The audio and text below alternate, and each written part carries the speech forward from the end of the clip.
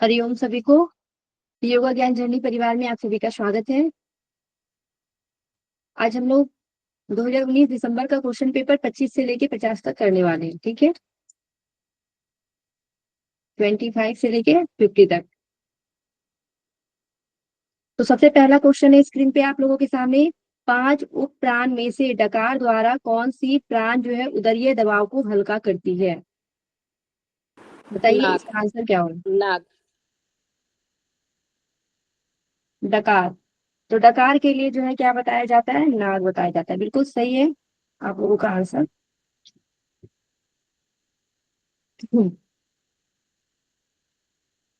अलग अलग ग्रंथों में जैसे सर प्राण का कंपैरेटिव करवाए थे, तो अलग अलग ग्रंथों में कुछ चीजें जो है अलग अलग देखने को मिलती है ना।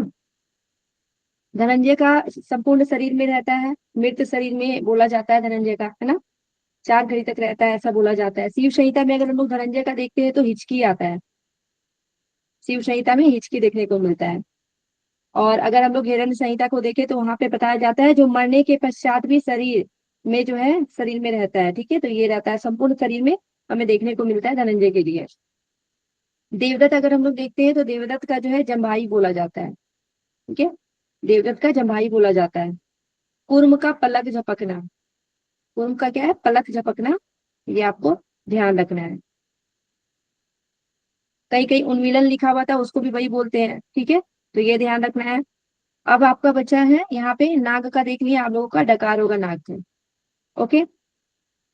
क्रिंकल। क्रिंकल का भूख प्यास, ये आपको ध्यान रखना है। क्रिंकल का क्या बताया जाता है? तो भूख प्यास। भूख और प्यास क्रिंकल का हो जाएगा। ठीक है, और यही चीजें जो है योग चूड़ामणि उपनिषद में वहां पे छींकना बताया गया क्रिंकल के लिए। योग चूड़ामणि उपनिषद में छींकना बताया गया है। ठीक है, और साथ में वशिष्ठ संहिता में भी छींकना बताया गया है। ओके। जब हम लोग देवदत्त की बात करते हैं तो वशिष्ठ संहिता में देवदत्त के लिए तंद्रा बताया गया है। देवदत्त के लिए तंद्रा बताया गया वशिष्ठ संहिता में। ये आप लोगों को ध्यान रखना है। ठीक है, अगर हम लोग धनंजय का देखते हैं तो धनंजय में हिचकी तो आपको बताया गया है शिव संहिता में। और अगर एसएसपी में देखेंगे सिद्ध सिद्धांत पद्धति में तो नाद बताया गया है। नाद। ओके, तो यहाँ पे डिफरेंस जो है आपको ध्यान रखना है कि क्या अलग बताया गया है। 5 उपप्राण प्राण और जो है उपप्राण की चर्चा जो है बहुत सारे ग्रंथों में देखने को मिलती है, तो इसको ध्यान रखेंगे। आपका आंसर हो जाएगा नाग। नेक्स्ट क्वेश्चन की ओर हम लोग चलते हैं।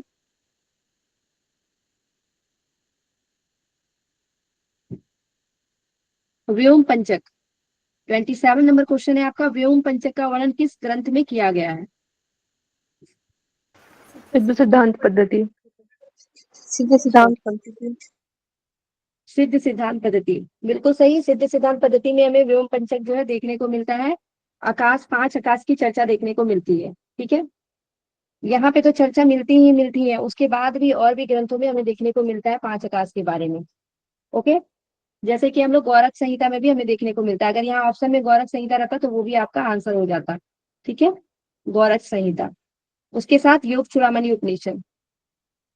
क्योंकि गौरव संहिता और योग चूड़ामणि 80% मिलता है। ठीक है, योग चूड़ामणि उपनिषद, ये आपको ध्यान रखना है। ये तीनों में आपको पंच प्राण के बारे में जो है व्योम पंचक के बारे में वर्णन मिलता है। ठीक है, तो ये आपको ध्यान रखना है कि कौन कौन से ग्रंथों में मिलता है।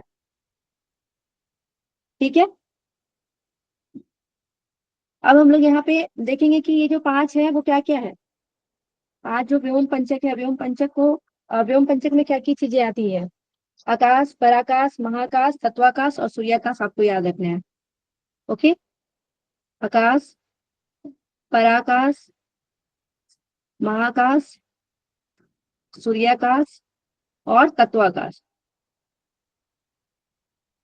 आकाश, पराकाश, महाकाश, सूर्याकाश और तत्वाकाश, ये आपको ध्यान रखना है। ये 5 जो है व्योम बताए गए, क्योंकि सिद्ध सिद्धांत पद्धति में यहाँ पे एक ही ऑप्शन में था, इस वजह से हम लोग यहाँ पे सिर्फ सिद्ध सिद्धांत पद्धति देखे। नेक्स्ट टाइम अगर गौरव संहिता रहे, योग चूड़ामणि उपनिषद रहे, तो हम लोग इस तीनों में जो है देखेंगे।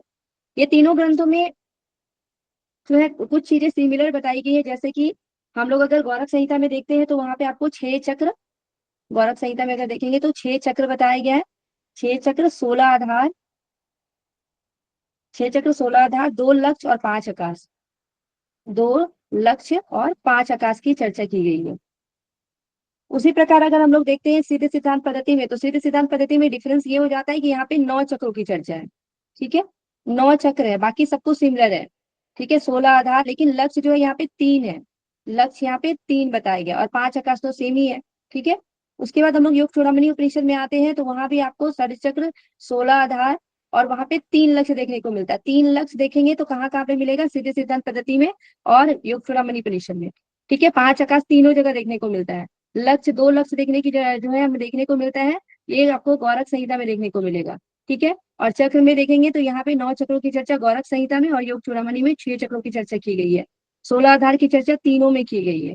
ओके, तो ये जो है ध्यान रखना है, 5 आकाश की चर्चा भी तीनों में की गई है। ओके, जो कि सिमिलर है तीनों ग्रंथों में। तो ये ध्यान रहेगा सभी को। आगे चलते हैं हम नेक्स्ट क्वेश्चन की ओर, 28 नंबर क्वेश्चन देखते हैं।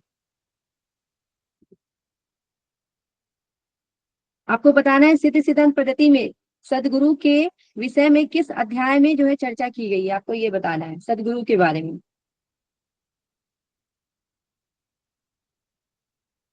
तृतीय अध्याय। ओके, फिफ्थ जो है अध्याय में बताया गया है। यहाँ पे ऐसे भी प्रथम अध्याय भी, अगर आपको यहाँ पे अगर आपने कभी पढ़ा होगा तो आपको पता होगा क्या क्या चीजें जो है हर अध्याय में देखने को मिलता है। ठीक है, तो यहाँ पे 5, ठीक है, पंचम अध्याय में बताया गया है आपको, सदगुरु के विषय में बताया गया है। ठीक है, सदगुरु के विषय में। अब सिद्ध सिद्धांत पद्धति है, तो इसमें हम लोग देखेंगे कि कौन कौन से अध्याय, पहले तो अध्याय का नाम क्या है, उसके बाद कौन कौन से अध्याय में क्या क्या चीजें आती है, वो आप लोगों के लिए इंपॉर्टेंट है, तो इसको ध्यान रखिएगा। ठीक है, सबसे पहले हम लोग देखते हैं, अगर हम लोग देखेंगे, अध्याय का नाम उपदेश बोला जाता है इसके अध्याय को। ठीक है, 6 उपदेश की चर्चा की गई है। किसमें? तो एसएसपी में 6 उपदेश बताए गए हैं। कौन कौन से है? तो सबसे पहले पिंड उत्पत्ति बताया गया है, पिंड उत्पत्ति।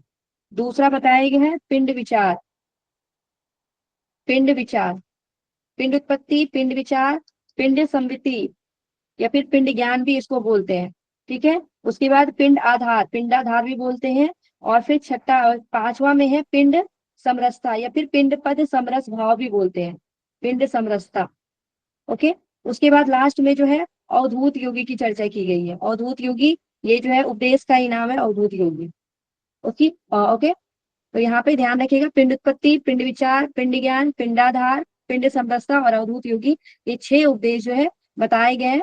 किसके अनुसार? तो ये आपको सिद्ध सिद्धांत पद्धति में देखने को मिलता है। अब देखेंगे पिंड उत्पत्ति में क्या क्या चीजों की चर्चा की गई है। ठीक है, सबसे पहले देखेंगे पिंड उत्पत्ति में पहला अध्याय में क्या क्या चीजों की चर्चा की गई है। यहाँ पे आपको बताई गई है सृष्टि का निर्माण कैसे हुआ है। ठीक है, सृष्टि के निर्माण के बारे में बताया गया है, परपिंड, अनादि पिंड, परपिंड अनादि पिंड के बारे में बताया गया है। उसके बाद आदि पिंड की चर्चा की गई है, परपिंड, अनादि पिंड और आदि पिंड की चर्चा की गई है। 5 महाभूत की चर्चा की गई है, 5 महाभूत के विकास, क्रमिक विकास कैसे हुआ है 5 महाभूत का, ये बताया गया है। उसके बाद यहाँ पे जो है 8 मूर्ति की चर्चा की गई है, महासाकार पिंड, और उसके साथ ही 8 मूर्ति की चर्चा यहाँ पे की गई है, तो ये ध्यान रखना है। उसके बाद नर नारी की उत्पत्ति कैसे हुई है, नर नारी की उत्पत्ति के बारे में। उसके बाद आपको संतान की उत्पत्ति के बारे में ये भी बताया गया, संतान की उत्पत्ति, नर नारी की उत्पत्ति के बारे में। उसके बाद हम लोग देखेंगे पंचक यहाँ पे बताया गया, अंतःकरण पंचक, अंतःकरण पंचक बताया गया है, स्थूल पंचक बताया गया है, और शक्ति पंचक बताया गया है। और एक पंचक है जिसको बोलते हैं प्रत्यक्षीकरण पंचक। ठीक है, प्रत्यक्षीकरण पंचक, तो ये जो है 4 पंचक बताए गए हैं, अंतःकरण पंचक, स्थूल पंचक, शक्ति पंचक और प्रत्यक्षीकरण पंचक। ये आपको पिंड उत्पत्ति में देखने को मिलता है। ठीक है, ये सभी लोग ध्यान रखिएगा कि पहला जो है उपदेश में क्या क्या चीजें का वर्णन मिलता है। हम लोग दूसरा देखेंगे पिंड विचार। ठीक है, पिंड विचार में आपको यहाँ पे 9 चक्र की चर्चा मिलती है, 9 चक्र। ओके, अभी जो हम ऊपर में चर्चा की है चक्र के बारे में, 9 चक्र, 16 आधार, 9 चक्र, 16 आधार, 3 लक्ष्य और 5 आकाश की चर्चा मिलती है, जो कि अभी आपका क्वेश्चन आया हुआ था। ठीक है, ये आपको यहीं पे देखने को मिलती है। ठीक है, जिसको व्योम पंचक बोलते हैं। और साथ ही अष्टांग योग, अष्टांग योग की चर्चा भी आपको दूसरे ही अध्याय में देखने को मिलता है, दूसरा ही उपदेश में देखने को मिलता है, तो ये आपको याद रखना है और इम्पोर्टेंट है ये आपके लिए। ठीक है, अष्टांग योग की चर्चा। उसके बाद हम लोग देख लेते हैं तीसरा अध्याय। तीसरा अध्याय जो है पिंड ज्ञान के बारे में जिसमें बताया गया, उसमें आपको 7 जो है बताया गया पाताल, 7 पाताल, 7 द्वीप बताए गए हैं, 7 पाताल, 7 द्वीप और 7 समुद्र बताए गए हैं। ये तीनों जो है क्या है, 7 7 है, 7 पाताल, 7 द्वीप और 7 समुद्र। फिर 9, 9 भी जो है 3 चीज बताया गया, 9 खंड बताए गए हैं। ओके, 9 खंड है, 9 नदियां हैं और 9 ग्रह बताए गए हैं। 9 खंड, 9 नदियां और 9 ग्रह की चर्चा की गई है तीसरे में। ठीक है, 8 कुल पर्वत की चर्चा की गई है। कुल पर्वत कितने हैं? तो 8 बताए गए। कुल पर्वत 8 बताए गए। ओके।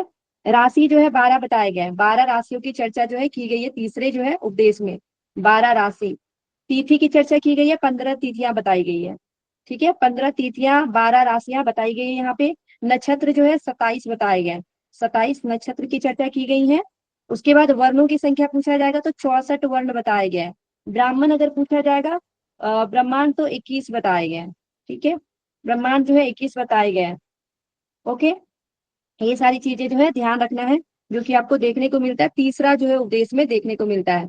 ठीक है, चतुर्थ उपदेश में देख लेंगे कि क्या क्या चीजों का वर्णन किया गया है। चतुर्थ उपदेश, जिसको हम लोग पिंडाधार बोलते हैं, तो यहाँ पे आपको देखने को मिलेगा कूल अकूल की चर्चा मिलती है। कूल और अकूल की चर्चा यहाँ पे की गई है। ठीक है, उसके साथ ही कुंडलिनी, कुंडलिनी के बारे में यहाँ पे चर्चा मिलती है। कुंडलिनी की स्थिति के बारे में यहाँ पे बताया गया है। ओके, उसके साथ हम लोग देखेंगे पांचवा जो आपका अध्याय है, पांचवा अध्याय में आपको क्या चीजें का वर्णन मिलता है। तो पांचवा में आते हैं तो यहाँ पिंड समरसता की बात की गई है। योग मार्ग और पाखंड मार्ग में अंतर बताया गया है। योग मार्ग एवं पाखंड मार्ग में अंतर बताया गया है। ओके, ये आपको ध्यान रखनी है। गुरु की महत्ता के बारे में बताया गया है। गुरु की महत्ता के बारे में। उसके साथ ही चार जो है साधना के 4 क्रम बताए गए। साधना के 4 क्रम कौन कौन से हैं? तो बताया गया सहज, संयम, सहज संयम सोपाय और अद्वैत बताए गए। सहज संयम सोपाय अद्वैत जो है ये साधना के 4 जो है क्रम बताए गए हैं। उसके साथ साधना के 5 परंपराएं भी बताए गए हैं। योग की 5 अवस्था यहाँ पे बताई गई है। योग की 5 अवस्था की चर्चा यहाँ पे देखने को मिलती है। कौन कौन सी? स्थूल, सूक्ष्म, कारण, स्थूल सूक्ष्म कारण, तूर्य और तुर्यातीत की चर्चा यहाँ पे मिलती है। तूर्य और तुर्यातीत की चर्चा देखने को मिलती है। ठीक है, और योगी की वेशभूषा कैसी हो, तो इसकी भी चर्चा यहाँ देखने को मिलती है। योगी की वेशभूषा, ठीक है, योगी की वेशभूषा कैसी हो, उसकी दिनचर्या कैसी हो, ये जो है देखने को मिलता है। ये आपके पंचम अध्याय में। ओके, हम लोग अब देख लेंगे कि छठा अध्याय में जो है क्या चीजें देखने को मिलती है। छठा अध्याय जो कि आपका छठा उपदेश जो है अंतिम उपदेश है, वहां पे देखते हैं क्या चीजों का वर्णन मिलता है। छठा उपदेश में देखेंगे तो यहाँ पे आपको 4 आश्रम की चर्चा मिलती है। 4 आश्रम। 4 आश्रम आपके जो है ब्रह्मचर्य, ब्रह्मचर्य के बारे में, गृहस्थ, और उसके बाद वानप्रस्थ और संन्यास की चर्चा मिलती है।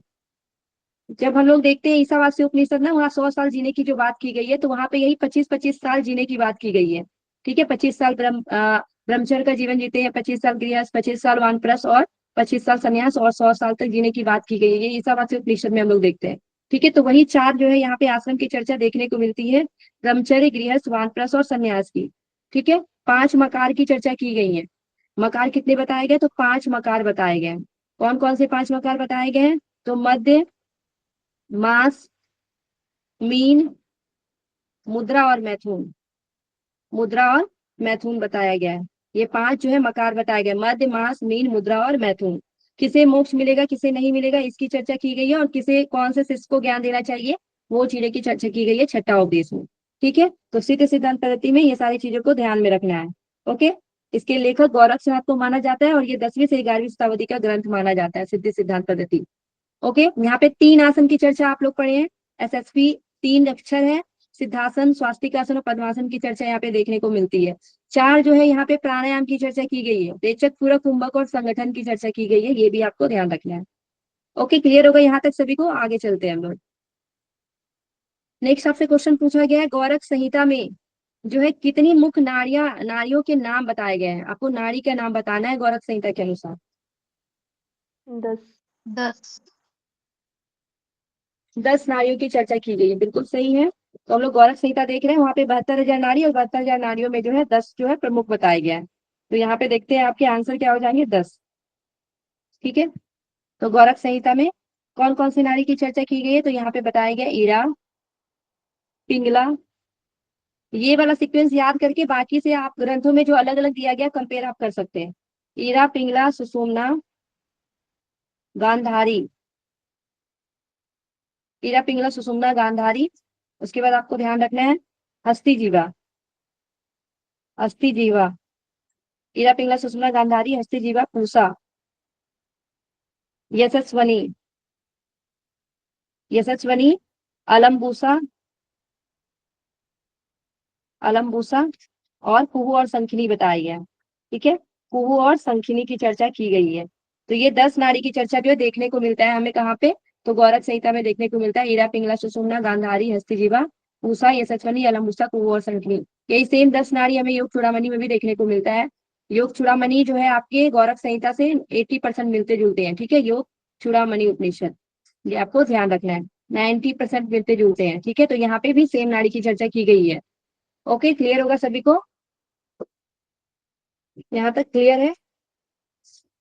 अगर हम लोग देखते हैं गौरव संहिता में और क्या क्या चीजों की का वर्णन मिलता है। गौरव संहिता में हमें जो है, अगर यहाँ अध्याय को शतक बोला गया और 2 शतक की चर्चा की गई है। ठीक है, यहाँ पे कितने शतक की चर्चा है, तो 2 शतक की चर्चा यहाँ पे की गई है। ओके, और यहाँ पे अगर देखेंगे मंत्रों की संख्या कितनी बताई गई है, तो मंत्रों की संख्या यहाँ पे टोटल अगर देखेंगे तो 201 देखने को मिलता है। कहीं कहीं पे 200 भी लिखा रहता है। ठीक है, यानी एक शतक में 100 और दूसरे शतक में भी 100 बताया गया है। ठीक है, कहीं कहीं पे दूसरे शतक में 101 भी बताया गया है। तो ये भी चीजें को ध्यान रखना है। यहाँ पे 84 लाख आसन, उसमें से भी 2 आसन को प्रमुख बताया गया है। 2 शतक है, 2 आसन है, गौरव संहिता में ऐसे ध्यान रखना है। 2 शतक, 2 आसन बताया गया है। आसन कौन से बताए गए हैं, सिद्धासन बताया गया है और साथ में कमलासन बताया गया है। ठीक है, सिद्धासन और कमलासन, सिद्धासन और कमलासन आपको यहाँ पे ध्यान रखना है। उसी तरह जब हम लोग योग कुंडलिनी उपनिषद में जाते हैं तो वहां पे आपको पद्मासन, पद्मासन और वज्रासन की चर्चा मिलती है। वहां भी 2 आसन की चर्चा की गई है, पद्मासन और वज्रासन। तो ये भी डिफरेंस आपको ध्यान रखना है। ठीक है, गौरव संहिता देख रहे हैं तो यहाँ पे अभी जस्ट हम लोग देखे थे कि आपको यहाँ भी 5 आकाश देखने को मिलती है। ठीक है, यहाँ भी 5 आकाश की चर्चा की गई है। 6 चक्रों की चर्चा की गई है। 6 चक्र है, 16 आधार है। 6 चक्र, 16 आधार, 2 लक्ष्य बताया गया है इसमें, 2 लक्ष्य, और साथ में 5 आकाश की चर्चा की गई है। ठीक है, तो ये गौरव संहिता में आपको ध्यान रखना है। यहाँ पे 2 ध्यान की चर्चा की गई, 2 शतक है, 2 आसन है, 2 ध्यान भी है। ठीक है, 2 ध्यान की भी चर्चा की गई। कौन कौन से, सगुण और निर्गुण ध्यान की चर्चा की गई है। तो ये भी आपको इस तरीके से ध्यान रखना है, क्या क्या चीजें यहाँ पे 2 2 बताई गई है। ठीक है, निर्गुण ध्यान। ओके, यहाँ तक क्लियर होगा सभी को। 10 प्राण की चर्चा भी यहाँ पे हमें देखने को मिलती है। नेक्स्ट क्वेश्चन में चलेंगे हम लोग। अब क्वेश्चन है आपका, हठ प्रदीपिका के किस अभ्यास के द्वारा अनवरत उड़ान भरते हुए महाखग की गति को रोककर सुषुम्ना में उड़ान भरने के लिए जो है प्रेरित किया जाता है। उद्यान बंद, उद्यान बंद। उद्यान बंद। उद्यान बंद। ओके, तो उद्यान बंद में जो है ये बताया गया है। ठीक है, क्वेश्चन नंबर हमारा जो है ये 30 है, और इसमें जो है हठ प्रदीपिका के अनुसार पूछा गया है कि अनवरत उड़ान भरने वाली महाखग की गति के समान तो सुषुम्ना में उड़ान भरने वाली जो है प्रेरित किया जाता है, तो उद्यान बंद को यहाँ पे बताया जाता है। ठीक है, हम लोग यहाँ पे देखेंगे कि उद्यान बंद का जो है और क्या क्या लाभ देखने को मिलता है।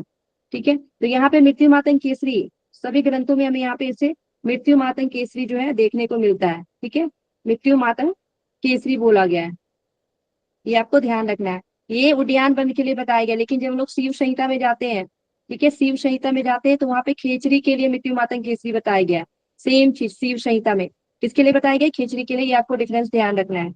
ओके, उद्यान बंद का लाभ देखते हैं तो मृत्यु मातंग केसरी बताया गया है। 6 महीने में मृत्यु पर विजय प्राप्त हो जाता है। 6 महीने में मृत्यु पर विजय प्राप्त हो जाता है, ये आपको ध्यान रखना है। और मुक्ति का मार्ग जो है सरल हो जाता है। ठीक है, मुक्ति का मार्ग सरल हो जाता है, मुक्ति का मार्ग सरल, ये बताया गया है। उद्यान बंद के लाभ, बंधुओं में उत्तम बताया गया है। उद्यान बंद को बंधुओं में उत्तम बताया गया है। ठीक है, ये ध्यान रखना है आपको। वृद्ध भी युवक बन जाता है, ये उद्यान बंद के लाभ में बताया गया है कि वृद्ध भी क्या बन जाता है, युवक बन जाता है। वृद्ध भी युवक बन जाता है। ठीक है, तो ये आपको ध्यान रखना है। उसके साथ हम लोग देखेंगे मूल बंद का लाभ, आपको यहाँ पे मूल बंद भी दिया गया है आपके ऑप्शन में। ठीक है, तो मूल बंद के बारे में देख लेते हैं कि हठ प्रदीपिका में क्या लाभ बताया गया है। प्राण अपान जो है यहाँ पे आपको ध्यान रखना है, प्राणापान। उसके बाद मलमूत्र की अल्पता, मलमूत्र, प्राणापान, मलमूत्र। उसके साथ आपको वृद्ध भी युवक बन जाता है, यहाँ भी बताया गया है वृद्ध भी युवक बन जाता है, ये आपको मूल बंद में भी बताया गया है। अग्नि प्रज्वलित होती है, ठीक है, जठराग्नि प्रदीप्त होती है, ये बताया गया है। अग्नि प्रज्वलित होती है, ये आपको मूल बंद में बताया गया। कुंडलिनी जागती है, मेन आपको यहाँ ध्यान रखना है, कुंडलिनी के जागरण के लिए बताया गया है। ठीक है, कुंडलिनी यहाँ पे जगती है, तो ये आपके मूलबंध के लिए बताया गया है। ओके, हठ प्रदीपिका में। अब हम लोग देख लेंगे जालंधर बंद के बारे में क्या बताया गया है। जालंधर बंद के बारे में अगर देखते हैं तो जालंधर बंद के बारे में आपको बताया गया है, जरा मृत्यु का नाश होता है, जरा मृत्यु का नाश। उसके साथ ही कंठ के रोग दूर होते हैं। ठीक है, कंठ के रोग जो है दूर होते हैं। नाड़ी समूह, ठीक है, नाड़ी समूह, उसके साथ सोम रस का यहाँ पे स्राव होता है, सोम स्राव, सोम स्राव बताया गया है, और वायु प्रकोपित नहीं होता है। ठीक है, ये भी बताया गया है कि वायु जो है प्रकोपित नहीं होता है, तो ये आपको ध्यान रखना है। ये आपके किसके लाभ बताया गया, तो जालंधर बल के। ओके, जीवा बंध की ऐसी कोई चर्चा नहीं की गई है, खेचरी मुद्रा आप लोग देख सकते हैं उसकी जगह पे। ठीक है, तो ये आपके हट प्रदीपिका के अनुसार हो गया आपका आंसर उड्डयन बल। हम लोग 31 नंबर क्वेश्चन में चलेंगे। वहां पे आपको बताया गया है कि शिव संहिता के अनुसार किस नाड़ी को शरीर की उपाधि रूपा कहा गया। उपाधि रूपा की यहाँ पे चर्चा की गई है, कौन से? सुषुम्ना। सुषुम्ना। बताइए। चित्रा। चित्रा को। चित्रा होगी। किसको बोला गया? चित्रा को बोला जाता है ना, शिव संहिता में चित्रा को बोला जाता है शरीर की उपाधि रूपा। ठीक है, ये ध्यान रखिएगा। ठीक है, चित्रा को उपाधि मिला है, ऐसे ध्यान रखिएगा, शिव संहिता में चित्रा को उपाधि मिला है, शरीर की उपाधि रूपा बोला जाता है चित्रा को। ठीक है, यहाँ पे मम वल्लभा की चर्चा भी देखने को मिलती है। ठीक है, मम वल्लभा, मम वल्लभा किसे बोला गया है, तो ये आपको शिव का जो है प्रिय है, शिव का प्रिय बोला गया है। एक सेकेंड,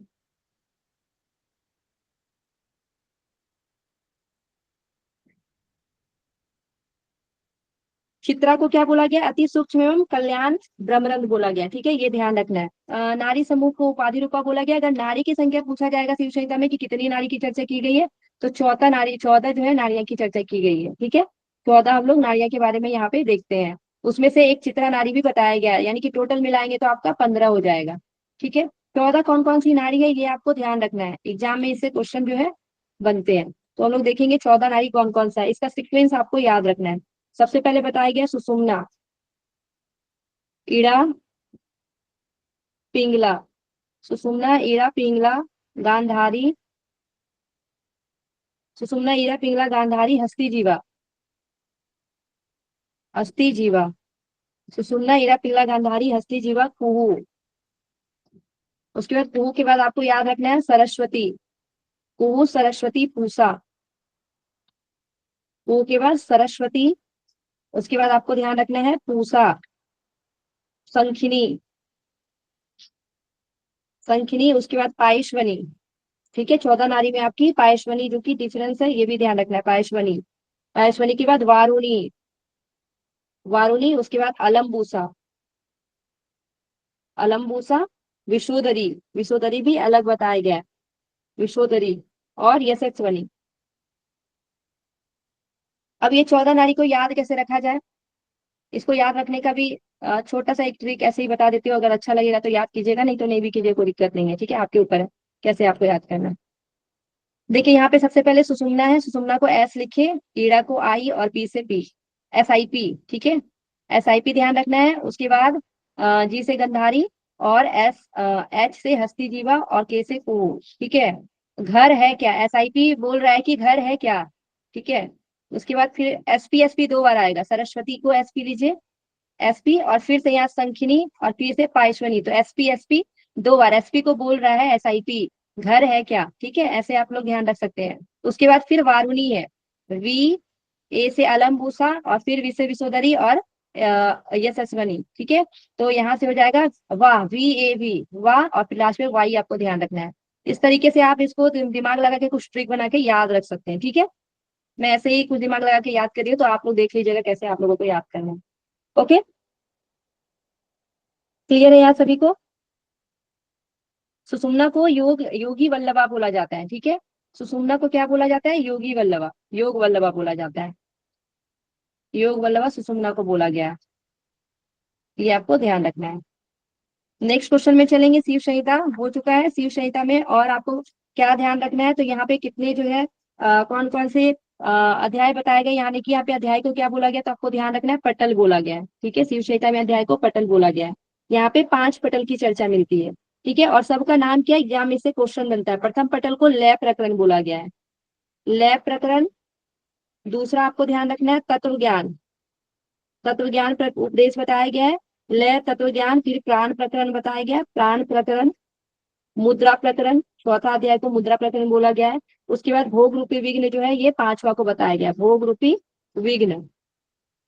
ओके, तो पहला लय है, दूसरा तत्व ज्ञान, तीसरा प्राण है, चौथा मुद्रा प्रकरण है, और 5वां जो है वो भोग रूपी विघ्न बताया गया है। कौन कौन से पटल में क्या क्या चीजों की का वर्णन किया गया, ये भी आपको ध्यान रखना है, क्योंकि इससे जो है क्वेश्चन पूछ लिया जाता है। तो हम लोग देख लेंगे लय प्रकरण में क्या चीज का वर्णन मिलता है। तो लय प्रकरण में यहाँ पे आपको कर्मकांड और ज्ञान कांड के बारे में वर्णन मिलता है। कर्मकांड के बारे में और ज्ञान कांड के बारे में, ठीक है। कर्मकांड ज्ञान कांड, पंचतत्व के बारे में वर्णन मिलता है। पंचतत्व, कर्मकांड ज्ञान कांड पंचतत्व, माया का स्वरूप बताया गया है। ओके, माया का स्वरूप, ये आपको प्रथम लय प्रकरण का ध्यान रखना है। तत्व ज्ञान में देखेंगे तो तत्व ज्ञान में आपको नाड़ी और कुंडलिनी के बारे में बताया गया है, ठीक है। नाड़ी और कुंडलिनी के बारे में बताया गया है, ये आपको ध्यान रखना है। थर्ड में जाएंगे, थर्ड में प्राण प्रकरण, इसको योगानुष्ठान प्रकरण भी बोलते हैं। यहाँ पे योग के आसन प्राणायाम प्रत्याहार ये सारी की चर्चा मिलती है, इस वजह से इसको बोला जाता है। प्राण प्रकरण में गुरु की महिमा के बारे में बताया गया है, गुरु की महिमा के बारे में। उसके बाद सिद्धि प्राप्ति के बारे में बताया गया है, सिद्धि प्राप्ति के बारे में। पथ या पथ के बारे में तीसरा अध्याय में ही बताया गया, पथ अपथ के बारे में, ठीक है। पथ और अपथ के बारे में बताया गया। नाद की अवस्था यहाँ पे बताई गई है, नाद की अवस्थाएं बताई गई है। उसके साथ ही प्रत्याहार और आसन की चर्चा यहाँ पे देखने को मिलती है। प्रत्याहार और आसन की चर्चा जो कहाँ देखने को मिलता है, तो प्राण प्रकरण में देखने को मिलता है। ओके, मुद्रा प्रकरण में देखेंगे तो यहाँ पे मुद्राएं की चर्चा की गई है, ठीक है। यहाँ पे मुद्राएं की चर्चा की गई, नाम ही इसका मुद्रा प्रकरण है। उसके बाद हम लोग जो आपका पांचवा जो प्रकरण बताया गया भोग रूपी विघ्न, यहाँ पे षड चक्र की चर्चा की गई है, ठीक है। षड चक्र की चर्चा यहाँ पे की गई है, षड चक्र। तो ये आपको ध्यान रखना है कि कौन कौन से प्रकरण में क्या क्या चीजें बताई गई है शिव संहिता में। ओके, क्लियर होगा यहाँ सभी को।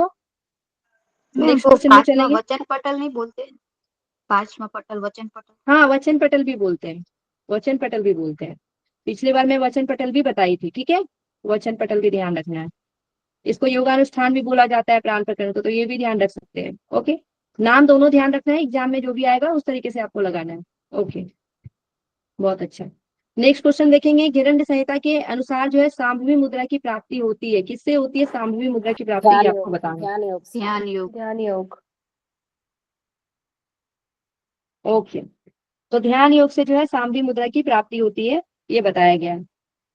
ध्यान, हम लोग जब हिरण्य संहिता में आते हैं तो वहां पे आपको समाधि के 6 प्रकार बताए गए हैं, ठीक है, जिसमें से एक सांभवी मुद्रा से बताया गया ध्यान योग की सिद्धि होती है, ठीक है। तो अभी हम जैसे देखेंगे कि कौन कौन से जो है समाधि के यहाँ पे प्रकार बताए गए हैं, वो आपको ध्यान होना चाहिए, ठीक है। सबसे पहले आपको बताया गया है, ठीक है, ध्यान, ध्यान के लिए बताया गया ध्यान योग से सांभवी की सिद्धि होती है, ठीक है। ध्यान योग से सांभवी की सिद्धि होती है। नाद योग से बताया गया है आपका भ्रामरी की सिद्धि होती है, ठीक है। उसके बाद आपको बताया गया रसानंद, रसानंद से क्या बताया गया खेचरी की सिद्धि। उसके बाद लय, लय से बताया गया योनि, योनि की सिद्धि। फिर आपको बताया गया भक्ति, भक्ति योग समाधि जिसको बोलते हैं उसको बताया गया मनोमूर्छा से, ठीक है, मनोमूर्छा से।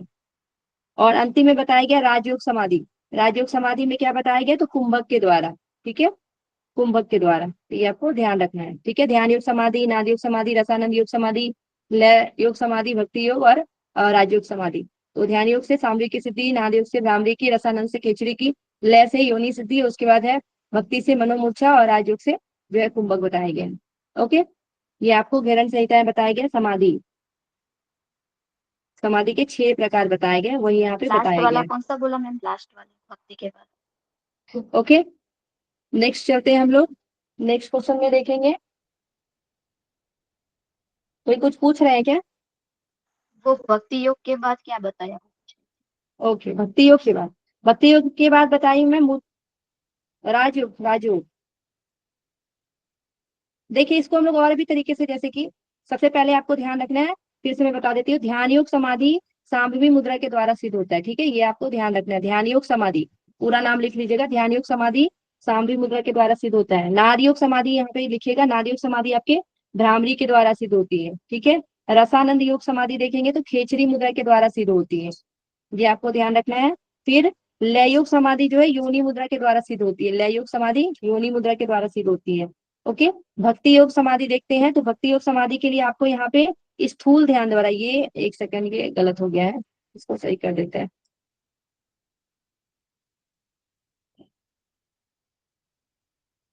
इसको सही कर लीजिएगा, ठीक है। तो यहाँ पे हम लोग देखते हैं भक्ति, ठीक है, भक्ति योग समाधि के लिए क्या देखेंगे, तो स्थूल ध्यान इसको बोला जाता है, स्थूल ध्यान। और यहाँ पे इष्ट देव का साक्षात्कार करते हैं, ठीक है, इष्ट देव, तो भक्ति समाधि यहाँ पे बोला गया स्थूल ध्यान के द्वारा, ठीक है, स्थूल ध्यान के द्वारा होता है। मूर्छा कुंभक द्वारा जो बताया गया है, तो यहाँ पे मनोमूर्छा समाधि या फिर राजयोग समाधि भी बोल सकते हैं, ठीक है, राजयोग समाधि भी यहाँ पे आएगा और मनोमूर्छा भी ध्यान रखिएगा कि मनोमूर्छा के द्वारा। ओके, क्लियर है अब? नेक्स्ट क्वेश्चन में चलेंगे। नेक्स्ट आपका क्वेश्चन है, व्यक्तित्व का इतिहास ही स्वयं व्यक्तित्व होता है, इस युक्ति का संबंध जो है किसके सिद्धांत में बताया गया है?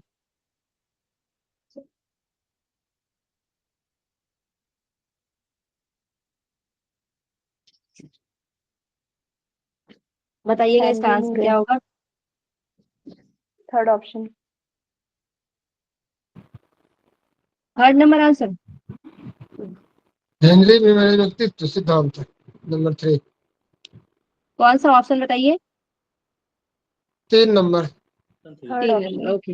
हेनरी मनरे का व्यक्तित्व जो है सिद्धांत, ये बताया गया है। ओके, ये अमेरिकी वैज्ञानिक था और उन्हीं के द्वारा क्या बोला गया था कि व्यक्तित्व का इतिहास ही स्वयं व्यक्तित्व होता है, ठीक है। हेनरी मनरे के अनुसार ये बातें की गई थी कि व्यक्तित्व का इतिहास ही क्या होता है, स्वयं व्यक्तित्व होता है।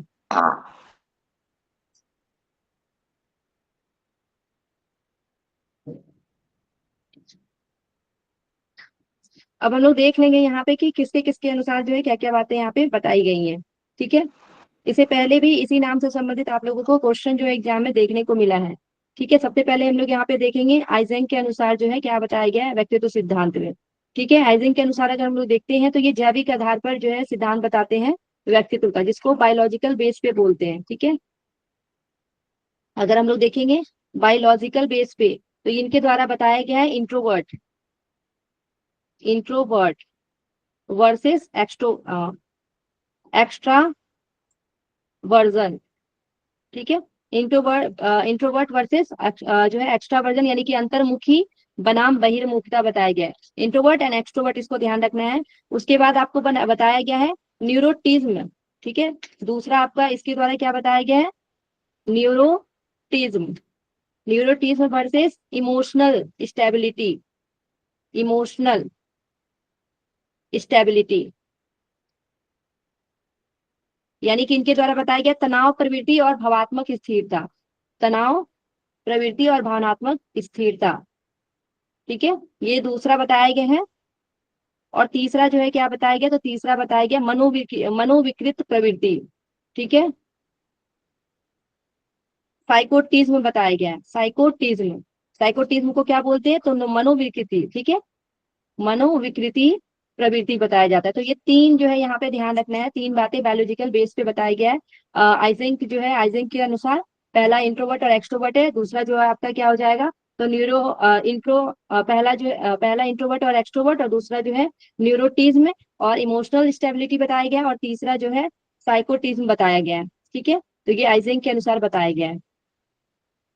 उसके बाद हम लोग देखेंगे ऑलपॉट के अनुसार, अगर देखेंगे तो ऑलपॉट के अनुसार भी पिछले क्लास में आप लोगों को बताया गया था कि इनके द्वारा जो है कौन सा सिद्धांत दिया गया। तो इसके व्यक्तित्व के सिद्धांत में हम लोग देखते हैं तो यहाँ पे 3 गुण बताए गए इनके द्वारा, कि व्यक्तित्व के 3 प्रकार के गुण होते हैं, ठीक है। कौन कौन से बताए गए हैं, तो कार्डिनल बताया गया है। पहला कार्डिनल कार्डिनल जो है ट्रेट्स बताए गए हैं, जिसको प्रधान गुण बोला जाता है, प्रधान गुण। दूसरा बताया गया है कार्डिनल के बाद सेंट्रल ट्रेट्स बताया गया, सेंट्रल ट्रेट्स यानी कि मुख्य गुण, प्रधान गुण, मुख्य गुण। और तीसरा बताया गया सेकेंडरी जो है ट्रेट्स बताया गया ऑलपोर्ट के अनुसार, ठीक है, ऑलपोर्ट के अनुसार बताया गया, जिसको गौण गुण बोलते हैं, ठीक है, गौण गुण। तो जो कार्डिनल होता है क्या होता है, वो आपके जीवन के हर क्षेत्र को प्रभावित करता है, जैसे कि अहिंसा का हो गया, ठीक है, महात्मा गांधी को अहिंसा के लिए जाना जाता है, मदर टेरेसा को हम लोग शांति के लिए जानते हैं। तो ये आपके कार्डिनल ट्रेट्स हो गया। सेंट्रल में जो है आपका ईमानदारी हो गया, बेईमानी हो गया, जो आपके रोजमर्रा में काम आने वाले ईमानदारी, आपकी जो जो चीजें देखने को मिलती है व्यवहार में, जो आपको देखने को मिलता है, वो सेंट्रल हो जाता है। सेकेंडरी में जब ये विशेष परिस्थिति में प्रकट होता है, आपको जब अचानक कोई चीज से डर लग जाता है, आपको पता भी नहीं होता कि उस चीज से आपको डर लगता है, ठीक है। तो ये सेकेंडरी है, जो कि आपको विशेष परिस्थिति में ही ये प्रकट होते हैं। तो ये जो है ऑलपॉट के अनुसार बताया गया है, ठीक है, तो ये ध्यान रखना है। उसके बाद हम लोग देखेंगे हेनरी मर्रे के अनुसार तो आपका बता ही दिया गया कि व्यक्तित्व का इतिहास स्वयं व्यक्तित्व ही होता है। ठीक है। कार्ल लेविन के अनुसार हम लोग देखेंगे, कार्ल लेविन के अनुसार क्या बताया गया है, तो इनके अनुसार फील्ड थ्योरी बताया गया कार्ल लेविन के अनुसार। ठीक है, फील्ड थ्योरी बताया गया है। फील्ड थ्योरी यानी कि क्षेत्र का सिद्धांत बताया गया है। क्या बताया गया क्षेत्र के सिद्धांत में कि व्यक्ति का व्यवहार जो होता है वो स्थिति यानी कि सिचुएशन के अनुसार जो है उसके बारे में पता चलता है। ठीक है, सिचुएशन के अनुसार हम लोग उसका देखते हैं उसके व्यवहार को। ठीक है, तो ये आपको बताया गया है जो लिविन के द्वारा बताया गया है। ओके, हेनरी मर्रे के अनुसार अगर देख लेते हैं तो और भी इसमें जो है नीड्स और परिस्थिति यानी प्रेस का योगदान इसमें देता है। ये दो प्रकार बताए गए हैं हेनरी मर्रे के अनुसार। हेनरी मर्रे के अनुसार primary needs and secondary needs बताया गया है। Primary needs and secondary needs जो है बताया गया है। सेकेंडरी नीड्स, ठीक है। प्राइमरी नीड्स में क्या बताया गया, जैसे कि आपको रोटी कपड़ा मकान होता है ना, ये आपकी प्राइमरी नीड्स हो गई। उसके सेकेंडरी नीड्स में आपका क्या हो गया, उपलब्धि प्राप्त करना, जुड़ाव, ये सारी चीजें जो है सेकेंडरी नीड्स के अंतर्गत बताई गई हैं। तो ये आपको ध्यान रखना है, और एक्स्ट्रा बातें जो जो चीजें यहाँ पे बताई गई हैं। नेक्स्ट क्वेश्चन में चलेंगे। नेक्स्ट आपका क्वेश्चन ये भी आपके मनोविज्ञान से ही पूछा गया है। आपको यहाँ बताना है कि क्या होगा आंसर। ठीक है, पूछा गया है मनोवैज्ञानिकों के किस सिद्धांतानुसार व्यक्तित्व एक समय में कुछ निश्चित उद्दीपकों का ही प्रत्यक्षण यानी देखना कर पाता है, क्योंकि एक समय में सीमित सूचनाएं ही एकत्रित कर पाता है। सूचना संसाधन। सेकंड ऑप्शन सूचना संसाधन। ओके, सूचना संसाधन। यहाँ पे मनोवैज्ञानिक सिद्धांत के अनुसार क्या बोला गया, एक समय में कुछ निश्चित उद्दीपकों का ही प्रत्यक्षण कर पाता है, क्योंकि एक समय में सीमित सूचनाएं ही एकत्रित होती है। बिल्कुल जो है सही आंसर आप लोग ने दिया है, सूचना संसाधन। इसको इंग्लिश में भी आप लोग देख सकते हैं, जिन्हें दिक्कत हो रहा है वो इंग्लिश में भी देख लें। ठीक है,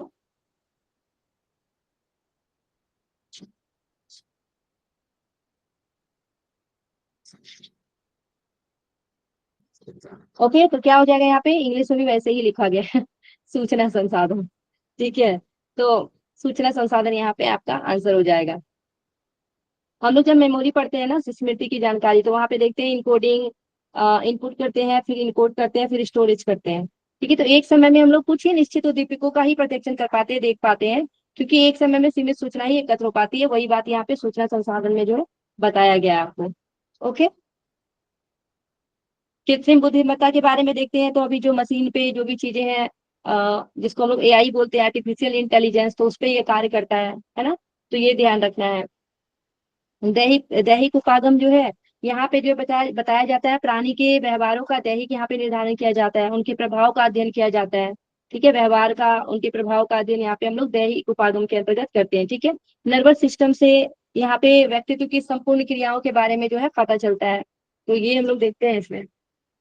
ओके, नेक्स्ट क्वेश्चन में हम लोग चलेंगे।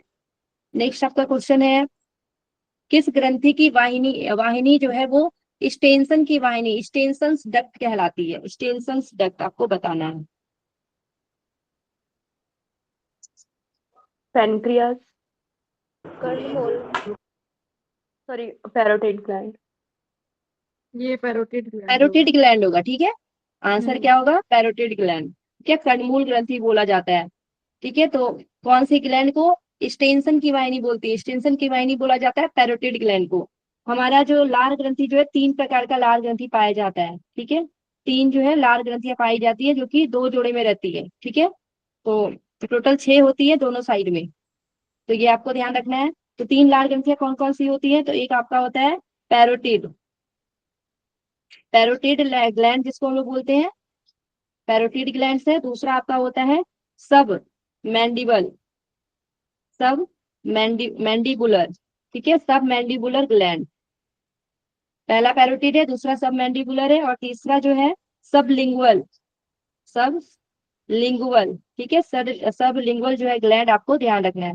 और जो यहाँ पे हम लोग देखते हैं पैरोटिड ग्लैंड जो है, तो इसको हम लोग स्टेंसन्स डक्ट के द्वारा जो है यहाँ पे लाल रस का स्राव होता है। इसी वजह से आपसे यहाँ पे पूछा गया था कि क्या बोलता है, स्टेंसन की वाहिनी जो है कौन से ग्लैंड की कहलाती है, तो पैरोटिड ग्लैंड की कहलाती है। तो इसके लिए स्टेंसन डक्ट आपको ध्यान रखना है।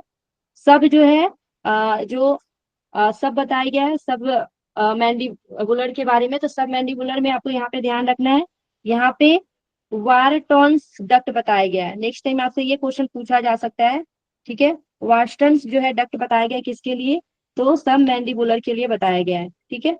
और जो हमारा सबलिंगुअल डक्ट है, ठीक है, तो ये जो है यहाँ पे बहुत सारी छोटी छोटी जो है ग्रंथियां के द्वारा ये निकलता है, तो इसके लिए कुछ नाम नहीं बताया गया है। अब हम लोग देखेंगे कि सबसे बड़ी लार ग्रंथि आपसे एग्जाम में पूछा जाएगा, सबसे बड़ी लार ग्रंथि कौन है, तो सबसे बड़ी हो जाएगा तो सबसे बड़ी आपकी पैरोटिड हो जाएंगी, ठीक है। सबसे छोटी पूछा जाएगा तो सबलिंगुअल सबसे छोटी हो जाएंगी, ठीक है। सबसे छोटी आपकी सबलिंगुअल है, सबसे बड़ी आपकी पैरोटिड हो जाएंगी, ठीक है। अगर हम लोग पैरोटिड को देखेंगे तो ये कहाँ पे पाया जाता है, तो हमारे कान के नीचे और गले में पाया जाता है, ठीक है, कान के नीचे। और सब मैंडिबुलर जो है ये आपके जबड़े के नीचे, जो मैंडिबल जो बोन होता है वहां उसी के नीचे ये पाया जाता है, सब मैंडिबुलर, ठीक है। और जो आपके सबलिंगुअल है ये आपके जीभ के नीचे बिल्कुल बेस पे पाया जाता है, ओके। तो आपको ये तीनों जो है ग्लैंड के बारे में ध्यान रखना है, जो कि तीनों लार ग्रंथि है, ठीक है। क्लियर होगा सभी को इसके बारे में। चलिए नेक्स्ट क्वेश्चन में हम लोग चलेंगे। नेक्स्ट आपका क्वेश्चन मस्तिष्क से पूछा गया है, ब्रेन से पूछा गया है, ठीक है। यहाँ पे आपसे पूछा गया है कि हाइपोथैलेमस मस्तिष्क के किस भाग में स्थित है। Four fore brain. Brain, fore brain first option. 4 number. Okay, fore brain बिल्कुल सही है, फोर ब्रेन में हमारा हाइपोथैलेमस पाया जाता है, ठीक है। अगर हम लोग ब्रेन को देखते हैं, ह्यूमन ब्रेन को, तो वो आपके 3 पार्ट में डिवाइड होता है, ठीक है, 3 पार्ट में। सबसे पहला आपका फोर ब्रेन होता है, फोर ब्रेन, उसके बाद mid brain and hind brain होता है, ठीक है, हिंड ब्रेन। तो हम लोग देखते हैं कि कौन कौन से ब्रेन में कौन कौन से पार्ट जो है वो आपको ध्यान रखना है। जैसे कि अभी आपके एग्जाम में क्वेश्चन पूछ लिए कि हाइपोथैलेमस जो है वो ब्रेन के किस भाग में पाए जाते हैं, तो ये आपको पता होना चाहिए, नेक्स्ट टाइम इससे कुछ भी और भी क्वेश्चन बन सकते हैं, ओके। तो फोर ब्रेन के अंतर्गत हम लोग देखेंगे, यहाँ पे आपके आते हैं सेरिब्रम, ठीक है। सेरिब्रम जो है यहाँ पे आपके फोर ब्रेन के अंतर्गत आएंगे थैलेमस, थैलेमस एंड हाइपोथैलेमस, ठीक है, हाइपोथैलेमस, ये आपके फोर ब्रेन के अंतर्गत आते हैं। मिड ब्रेन में अगर देखेंगे तो यहाँ पे आपके जो विजुअल और ऑडिटरी जो रिफ्लेक्स होते हैं वो सारी चीजें यहाँ देखने को मिलता है। और अगर हम लोग देखेंगे हिंड ब्रेन में, तो यहाँ पे आपके आ जाएंगे सेरिबेलम, ठीक है, सेरिबेलम आते हैं, पोन्स आते हैं, और medulla oblongata, okay, medulla oblongata जो है यहाँ पे आता है। ये आपको ध्यान रखना है कि कौन कौन से पार्ट में कौन कौन सी चीज जो है देखने को मिलती है, ओके। हमारा फोर ब्रेन जो है ये सबसे मस्तिष्क का सबसे बड़ा भाग होता है, ठीक है, ये आपको ध्यान रखना है। हिंड ब्रेन पीछे वाला भाग होता है, ओके, तो ये भी आपको यहाँ पे ध्यान रखना है। नेक्स्ट क्वेश्चन में चलेंगे हम लोग। नेक्स्ट आपका क्वेश्चन है कि मानव शरीर में चतुर्थ कपाल स्थायी स्नायु यानी कि क्रेनियल नर्व्स है। अब क्रेनियल नर्व्स पे आपसे क्वेश्चन पूछ लिया गया है, क्लियर हो जाएगा। ट्रॉक्लियर। ओके, ट्रॉक्लियर, इंग्लिश में भी देख लीजिए वही चीजें जो है लिखी गई है।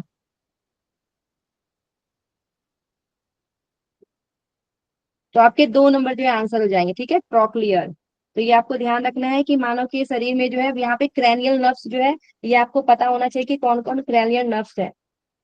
कभी भी आगे इससे एग्जाम में क्वेश्चन पूछे जा सकते हैं क्रैनियल नर्व्स से, ओके। तो यहाँ पे हम लोग देखेंगे कि क्रैनियल नर्व्स जो है कितने होते हैं और इसको कैसे हम लोग याद करेंगे, ठीक है।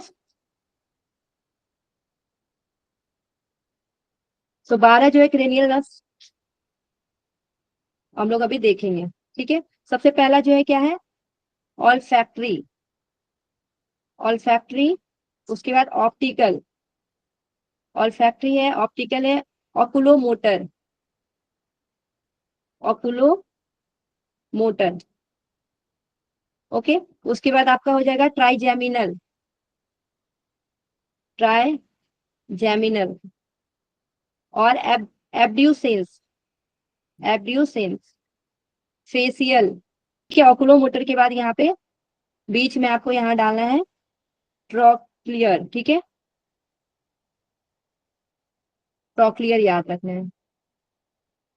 उसके बाद ट्राइजेमिनल आएगा, फिर एब्ड्यूसेंस एंड फिर फेसियल याद रखना है। फेसियल के बाद आपको ध्यान रखना है ऑडिटरी, ठीक है, और ऑडिटरी के बाद जो है ग्लासोफेरिंजियल, ग्लासोफेरिंजियल याद रखना है। उसके बाद हम लोग देखेंगे वेगस है, एंड वेगस के बाद जो है एसेसरी, एसेसरी के बाद जो है हाइपोग्लोसल, आपको ध्यान रखना है। ठीक है, तो इसको जो है यहाँ पे ध्यान रखेंगे कौन कौन सी चीज बताया गया। सबसे पहले ऑल्फैक्टरी है, फिर ऑप्टिकल है, ऑप्टिकल के बाद जो ऑकुलोमोटर, ऑकुलोमोटर के बाद ट्रॉक्लियर, ट्रॉक्लियर के बाद ट्राइजेमिनल, ट्राइजेमिनल के बाद एब्ड्यूसेंस एंड फेशियल, फेशियल के बाद ऑडिटरी, फिर ग्लासोफेरेंजियल है, वेगस है, एसेसरी है, एंड हाइपोग्लोसल जो है बताया गया है। तो इसको जो है ट्रिक में हम लोग ऐसे याद रख सकते हैं, TTO, ठीक है, TTO, फैगवा, फैग वाह से याद कर सकते हैं। ठीक है, OTTA फैगवा, तो ट्रिपल O से आपके 3 गो O वाले जो हो जाएंगे। ठीक है, और factory, optical and oculomotor. Okay, उसके बाद जो है आपके TT से क्या हो जाएंगे, तो ट्रोक्लियर हो जाएंगे एंड ट्राइजेमिनल हो जाएंगे, एंड एब्ड्यूसेंस आपके A से हो जाएंगे, फेशियल F से हो जाएंगे, A से ऑडिटरी, और G से ग्लासो फेरेंजियल हो जाएंगे, और G से वैगस है, और A से एसेसरी, और S से जो है हाइपोग्लोसल हो जाएंगे। ओके, तो इस तरीके से हमको ध्यान रखना है कि जो क्रेनियल नर्व्स जो है उसको कैसे याद रखना है। ओके, नेक्स्ट क्वेश्चन में हम लोग चलेंगे 37 के बाद 38 में चलते हैं। 38 नंबर क्वेश्चन में आपसे पूछा गया है थोरेसिक जो आपका वर्टिब्रा है उसकी संख्या यहाँ पे पूछी गई है। 12 12। First okay, option. तो 12 बताया गया थोरेसिक।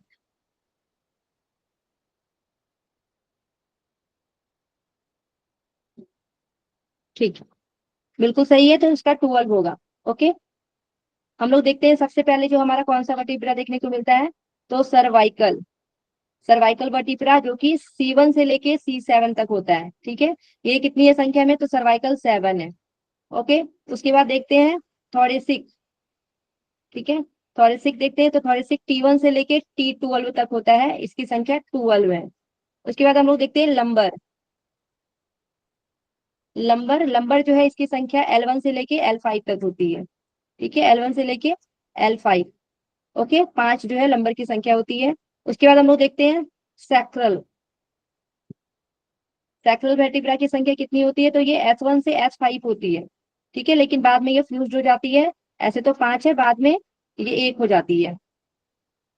ओके, उसके बाद हम लोग देखते हैं कॉक्सिक देखने को मिलता है, कॉक्सिजियल, कॉक्सिजियल वर्टिब्रा, इसकी संख्या जो है 1 से लेके 4 तक होती है। ठीक है, टोटल 4 होती है, बाद में 1 हो जाती है। अगर इसमें देखेंगे एडल्ट में और बच्चों में, तो एडल्ट में जो हमें देखने को मिलता है 26, और जब हम चाइल्ड में देखते हैं तो चाइल्ड में 33 इसकी संख्या देखने को मिलता है। ठीक है, ये ध्यान रखना है। ओके, तो यहाँ पे आपसे थोरेसिक का पूछा गया था, तो थोरेसिक का 12 हो जाएगा। 7 पूछा जाता तो ये आपके सर्वाइकल का हो जाता। 5 पूछा जाता तो ये आपके लंबर का भी हो सकता था। ठीक है, और साथ में सैक्रल का भी हो सकता था। ओके, नेक्स्ट क्वेश्चन में चलेंगे हम लोग। नेक्स्ट आपका क्वेश्चन है कि विटामिन वैक्सों में विटामिन डी की कमी के कारण कौन सा रोग होता है। Option second option. Osteomalacia. Okay, Osteoporosis 4. Osteoporosis, नहीं मैम, ऑप्शन ऑस्टियोमलेशिया, क्या किसके बारे में ऑस्टियोमलेशिया। पूछा गया, वैक्सो में पूछा गया है ना, एडल्ट में यहाँ पे पूछा गया है। इंग्लिश में क्वेश्चन देखिए, एडल्ट में पूछा जा रहा है। ठीक है, तो ये ध्यान रखिएगा, एडल्ट में पूछा जाएगा तो कैरेट सॉरी ऑस्टियोमलेशिया होगा। ठीक है, ऑस्टियोमलेशिया, क्योंकि एडल्ट लोग जा सकते हैं घूमने मलेशिया, इस तरीके से याद करने के लिए बताई थी। ठीक है, रिकेट्स जो है वो बच्चों में पाया जाता है। ठीक है, ओल्ड में ऑस्टियोपोरोसिस पाया जाता है। ठीक है, विटामिन डी की कमी से ओल्ड में ऑस्टियोपोरोसिस होता है, बच्चों में जो है रिकेट्स होता है, और एडल्ट में जो है क्या देखने को मिलता है, तो एडल्ट में आपको देखने को मिलता है ऑस्टियोमलेशिया। ओके, कैरेटोमलेशिया जो है ये आंख की बीमारी है। ठीक है, आंखों से संबंधित होता है, विटामिन ए की कमी से ये होता है, आंखों से संबंधित है कैरेटोमलेशिया, और ये विटामिन ए की कमी से होता है। ठीक है, कॉर्निया जो है वो धुंधला हो जाता है और नरम हो जाता है।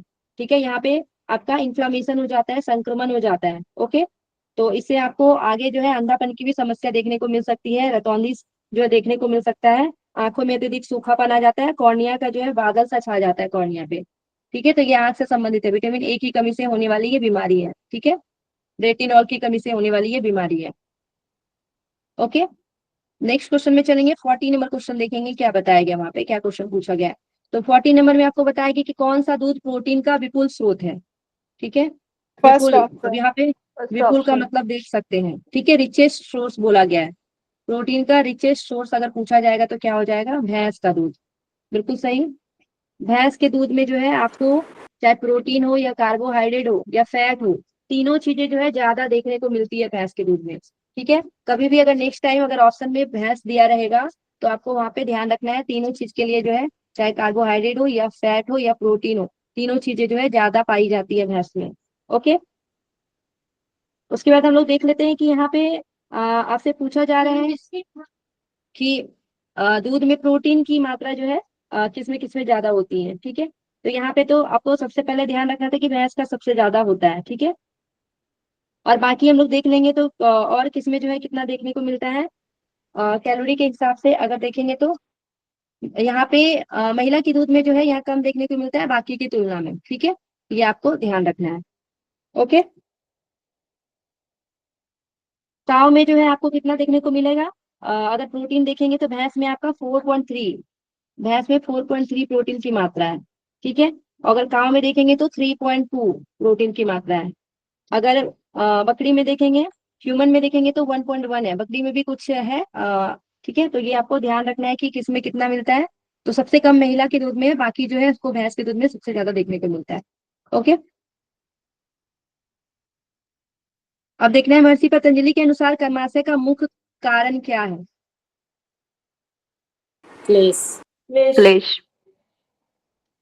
क्लेश। ओके, तो यहाँ पे क्लेश के बारे कर्माशय का जो मूल कारण क्या बताया गया, तो क्लेश बताया गया है। ठीक है, एक आपका सूत्र है, क्लेश मूला कर्माशयो दृष्टा दृष्ट जन्म वेदनीय है। ये आपको बताइए, क्लेश मूला कर्माशयो दृष्टा दृष्ट जन्म वेदनीय है। ठीक है, 12 नंबर का ये आपका सूत्र संख्या है जिसमें ये बातें आपको बताई गई हैं।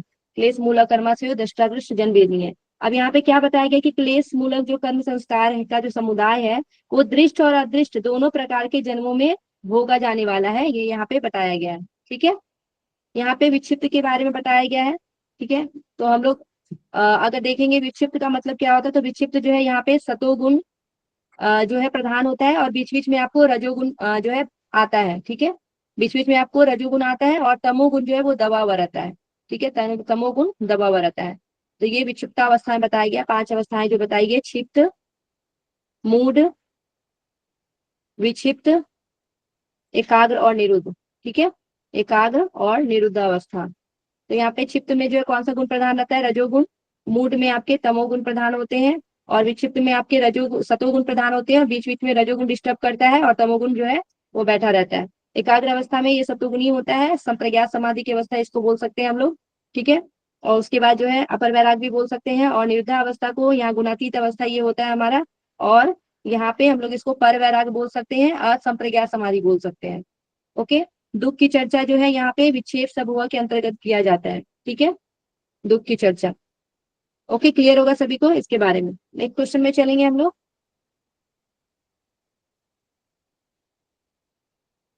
नेक्स्ट आपका क्वेश्चन है 42 नंबर, यहाँ पे अग्नाशय के जो है अल्फा कोशिकाओं द्वारा स्रावित हार्मोन के बारे में पूछा जा रहा है।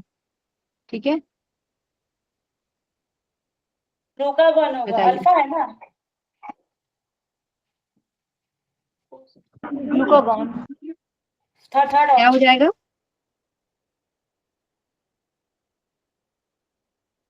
Third option. Third option glucagon. Okay, बिल्कुल सही है। तो आंसर क्या हो जाएगा, ग्लूकागॉन। अग्नाशय के अल्फा जो है कोशिकाओं द्वारा स्रावित हार्मोन क्या है, तो ग्लूकागॉन। ओके, पेनक्रियास, अग्नाशय को हम लोग क्या बोलते हैं, पेनक्रियास बोलते हैं, और पेनक्रियास जो है एक्सो और एंडोक्राइन दोनों के रूप में काम करता है। ठीक है, एंडोक्राइन और साथ में एक्सोक्राइन के रूप में काम करता है, क्योंकि इसको हम लोग मिक्स ग्लैंड बोलते हैं। ठीक है, पेनक्रियास को मिक्स ग्लैंड बोलते हैं। तो वहां पे जो आपका एंडोक्राइन के द्वारा क्या क्या चीज का सिक्रेशन होता है, ये आप लोगों को बहुत बार बता चुकी हूँ। सबसे पहले हम लोग देखते हैं अल्फा सेल के बारे में। ठीक है, अल्फा सेल, अल्फा सेल के द्वारा जो है ग्लूकागॉन का सिक्रेशन होता है, जो कि अभी आपके क्वेश्चन पूछे गए हैं। ठीक है, ग्लूकागॉन। उसके बाद हम लोग देखते हैं बीटा सेल, बीटा सेल के द्वारा जो है इंसुलिन का सिक्रेशन होता है। ठीक है, इंसुलिन का। आपको ध्यान रखना है। इंसुलिन का सिक्रेशन कभी पूछा जाएगा तो बीटा सेल के द्वारा ध्यान रखना है। ठीक है, अल्फा बीटा, उसके बाद आपको ध्यान रखना है डेल्टा। ठीक है, डेल्टा सेल के बारे में बताया जाता है। तो डेल्टा सेल से आपको सोमैटोस्टैटिन हार्मोन का सिक्रेशन होता है। ठीक है, सोमैटोस्टैटिन सोमैटोस्टैटिन हार्मोन का यहाँ पे स्राव होता है डेल्टा सेल से। उसके बाद लास्ट इसमें और एक होता है पीपी सेल बोलते हैं। पीपी सेल या फिर एफ सेल भी बोलते हैं, पीपी सेल या फिर एफ सेल। पीपी सेल इसलिए बोलते हैं क्योंकि इसको पैनक्रिएटिक पॉलीपेप्टाइड बोला जाता है। ठीक है, pancreatic pancreatic polypeptide polypeptide. Okay, तो ये आपके जो है एंडोक्राइन सिस्टम में जो आपके पैनक्रियास के हैं, तो उससे ये सारी जो है हार्मोन्स का सिक्रेशन होता है, अल्फा बीटा डेल्टा और पीपी सेल। उसके बाद हम लोग देखेंगे जो आपके एक्सो है, पैनक्रियास के जो एक्सो के द्वारा क्या क्या चीजों का सिक्रेशन होता है। तो यहाँ पे जो है एंजाइम्स का सिक्रेशन होता है। ठीक है, एंजाइम्स कौन कौन से, तो आपको लेट याद रखना है, एलएटी लेट। एल से क्या हो जाएगा, तो एल से लाइपेज हो जाएगा। ठीक है, लाइपेज। और ए से क्या हो जाएगा, एमाइलेज, लाइपेज एमाइलेज। और टी से क्या हो जाएगा, ट्रिप्सिन। ठीक है, ये ट्रिक के थ्रू आप इसको याद रख सकते हैं, ट्रिप्सिन, लाइपेज एमाइलेज और ट्रिप्सिन। लाइपेज जो है वसा, और एमाइलेज का याद रखना है स्टार्च का पाचन करता है, और ट्रिप्सिन जो है वो आपके प्रोटीन का पाचन करता है। ठीक है, तो ये आपको ध्यान रखना है। थैरप्सिन आपके गले में पाया जाता है। ठीक है, एड्रिनल ग्लैंड भी आप लोगों को बहुत बार बता चुकी हूँ, इसका आंसर आप लोग कमेंट बॉक्स में दीजिएगा। ठीक है, एड्रिनलिन के बारे में। ओके, नेक्स्ट क्वेश्चन में चलेंगे हम लोग 43 नंबर क्वेश्चन में। 43 नंबर क्वेश्चन में बताया गया है कि श्वास स्थान यानी कि टोन किस प्रकार के आसनों के अभ्यास में होता है। पहला फर्स्ट ऑप्शन। पहला ऑप्शन शरीर संवर्धनात्मक आसन बोला जाता है। शरीर संवर्धनात्मक आसन में क्या होता है, हमारे शरीर में स्वास्थ्य तान जो है देखने को मिलता है इसके अभ्यास से। ठीक है, तो संवर्धनात्मक आसन ध्यान रखेंगे। ठीक है, तो तीन हम लोग देखते हैं, शिथिलात्मक आसन, संवर्धनात्मक आसन और ध्यान धारणात्मक आसन। ठीक है, तो ये भी आपको ध्यान रखना है। नेक्स्ट क्वेश्चन की ओर चलते हैं हम लोग। नेक्स्ट आपका क्वेश्चन है कि योगा अभ्यास के अध्यापन विधि पुस्तक के अनुसार अध्यापन विधियां कितनी बताई गई है। अध्यापन की विधियां बताना है आपको। 7। तो 7 विधियां बताई गई है अध्यापन की। ठीक है, 7 विधियां अध्यापन की जो है बताई गई हैं। कौन कौन सी विधियां बताई गई है, 7 विधियां, तो 7 विधियां जो है नोट कर लीजिएगा। इंग्लिश हिंदी दोनों नाम आपको इसमें ध्यान में रखना है। ठीक है, सबसे पहले थ्योरेटिकल जो है मेथड आता है, जिसको हम लोग निर्देशित विधियां भी बोलते हैं। ठीक है,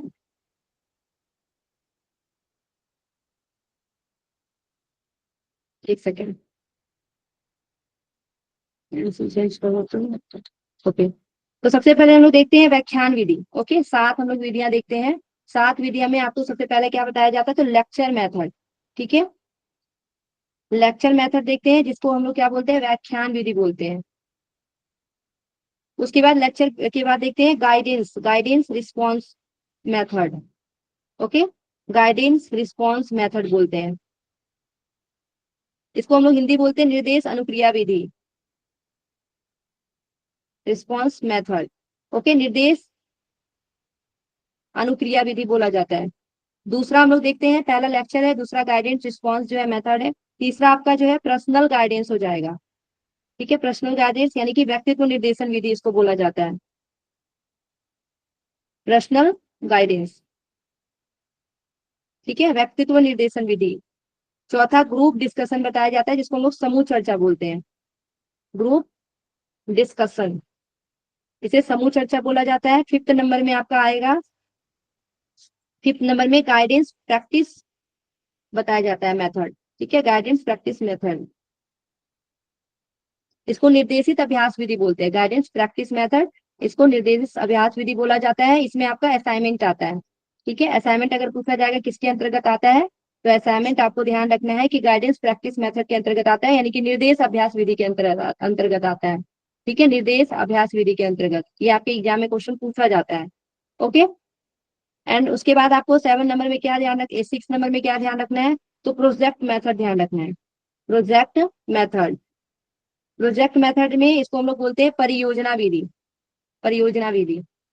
एंड नेक्स्ट जो है डेमोन्स्ट्रेट मेथड बोलते हैं, जिसमें हम लोग प्रदर्शन करते हैं, डेमोन्स्ट्रेशन मेथड, जिसको हम लोग प्रदर्शन विधि भी बोलते हैं। ठीक है, प्रदर्शन विधि।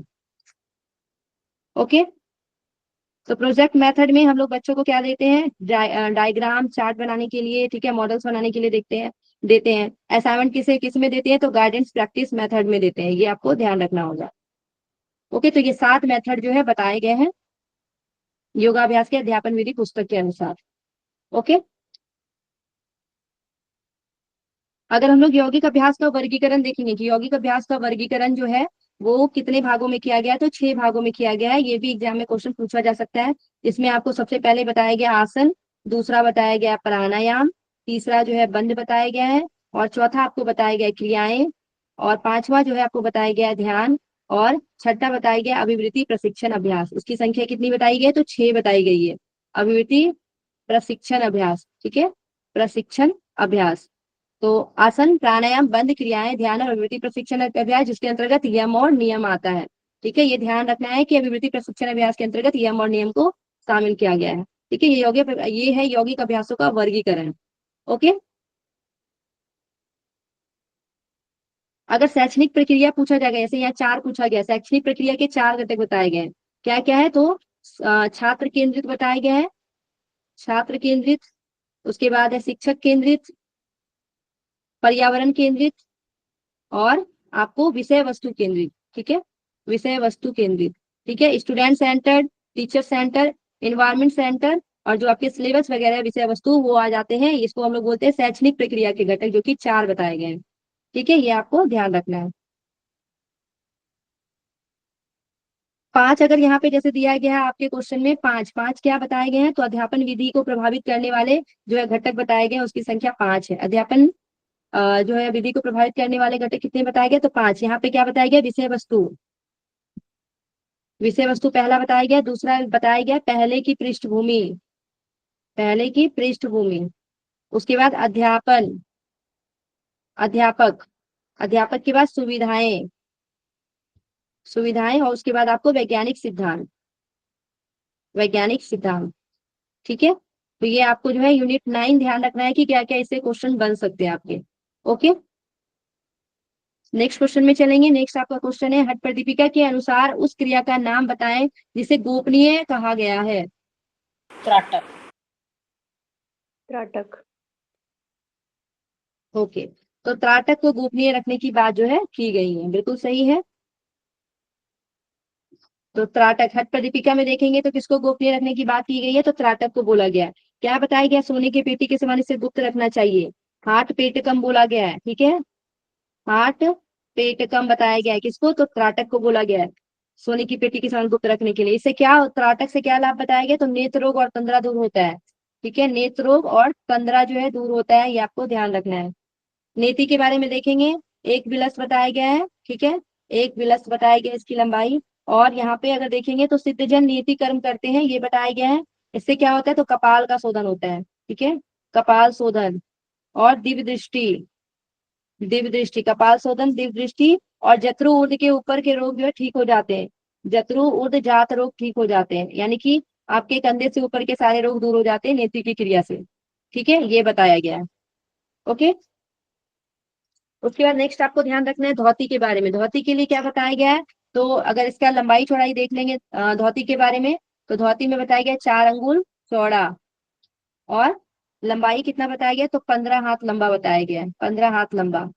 ओके, अगर इसको फुट में देखना हो, फीट में देखना हो, तो कैसे देखेंगे, एक हाथ बराबर कितना होता है, 1.5 फुट होता है। तो यहाँ पे 15 को 1.5 से मल्टीप्लाई करेंगे तो कितना होगा, 22.5 हो जाएगा। ठीक है, 22.5, तो 22.5 फुट आपको यहाँ पे ध्यान रखना है। ओके, इसका लाभ क्या बताया गया है, तो लाभ बताया गया धोती का, काश श्वास प्लीह कुष्ठम कफ रोग विंशति, 20 प्रकार के कफ रोग का नाश होता है, काश। उसके बाद बताया गया श्वास, काश श्वास प्लीह, उसके बाद कुष्ठम और कफ, 20 प्रकार के कफ रोग जो है ठीक होते हैं किससे, धोती से। यह हट प्रदीपिका में बताया गया है। कपाल भाती के लिए बताया गया कफ दोष दूर होता है। भस्त्रा वल्लो कारस से बताया गया है। ठीक है, भस्त्रा वल्लो कारस जो है बताया गया है, ये आपको ध्यान रखना है। ठीक है, और कफ दोष जो है इससे दूर होता है, ये बताया गया कपालभाति के बारे में, हट प्रदीपिका में। ओके, नेक्स्ट क्वेश्चन चलेंगे 46 नंबर क्वेश्चन। 46 भी आपके हट प्रदीपिका से पूछा गया क्वेश्चन। हट प्रदीपिका के अनुसार उस प्राणायाम का नाम बताएं जिसका अभ्यास चलते हुए अथवा बैठे बैठे भी किया जा सकता है। उज्जाई प्राणायाम। ऊंचाई। उज्जाई, ठीक है, सभी जगह उज्जाई का लाभ ही बताया गया, उठते बैठते चलते फिरते कर सकते हैं।